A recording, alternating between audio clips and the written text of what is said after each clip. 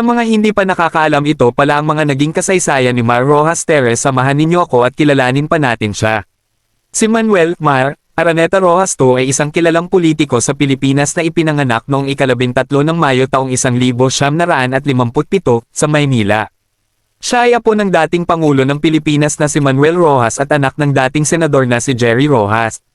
Ang kanyang pamilya ay may malalim na kasaysayan sa politika at serbisyo publiko. Edukasyon at maagang karera. Matapos ang kanyang pag-aaral sa Ateneo de Manila University, nag-aral si Rojas sa Wharton School ng University of Pennsylvania kung saan nakakuha siya ng Bachelor of Science degree sa Economics noong 1979. Pagkatapos ng kolehiyo, nagtrabaho siya bilang isang investment banker sa New York City, kung saan siya ay naging Assistant Vice President ng Allen & Company.